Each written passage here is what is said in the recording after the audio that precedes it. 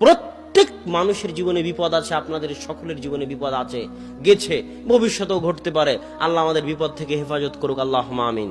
তো নিজ নিজ জীবনে পারিবারিক, সামাজিক, ব্যক্তিগত যখন যে বিপদে পড়বেন, আজকের বক্তব্য থেকে শিখে যাবেন, যে বিপদই পড়েন না কেন, সাথে সাথে কাউকে না কিছু বলে 2 রাকাত সালাত আদায় করে সালাতে দাঁড়িয়ে আল্লাহকে বলবেন যে আপনি বিপদে পড়েছেন।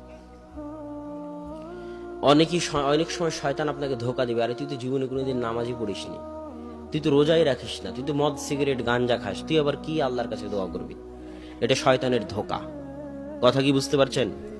আপনি যত বড় গুনাহগার হন না কেন, যত বড় পাপিষ্ঠ হন না কেন, যত বড় পাপিষ্ঠ গুনাহগার হন না কেন, পাপ দিয়ে আপনার দুনিয়া ভর্তি হয়ে থাক, তবুও দিন শেষে আপনি কার বান্দা? আরে আল্লাহর এরিয়া থেকে আপনি কোথাও যেতে পারবেন? আসমান জমিনে মানুষ যেখানেই যাক না কেন, ওটা কার রাজত্ব? আল্লাহর রাজত্ব। দিন শেষে আপনার জীবন মৃত্যুর মালিক কে? দিন শেষে আপনাকে খাওয়ায় কে?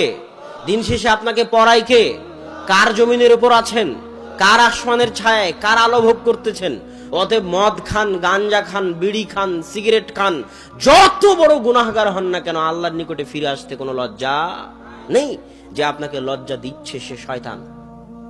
ওই শয়তান জিন শয়তানও শয়তান হতে পারে, মানুষ শয়তানও শয়তান হতে পারে। বলতে পারে তুমি এত বড় পাপী, তুমি মাধ্যম ছাড়া, লিঙ্ক ছাড়া, ওয়াস্তা ছাড়া আল্লাহর কাছে দোয়া করতে পারবে না, তাই হুজুরের কাছে যাও, পীরের কাছে যাও, পীর আর হুজুরের মাধ্যম দিয়ে আল্লাহর সাথে দোয়া করো। আরে আল্লাহ কি পীরের বাপের?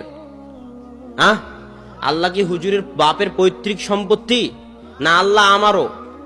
আল্লাহকে একটু নিজের দাবি করার অধিকার রাখিয়েন, আল্লাহকে নিজের দাবি করার অধিকার রাখিয়েন যে আল্লাহ আপনারও সৃষ্টিকর্তা, আল্লাহ আপনারও পালন কর্তা, আল্লাহ হিন্দুরও সৃষ্টিকর্তা, হিন্দুরও পালন কর্তা।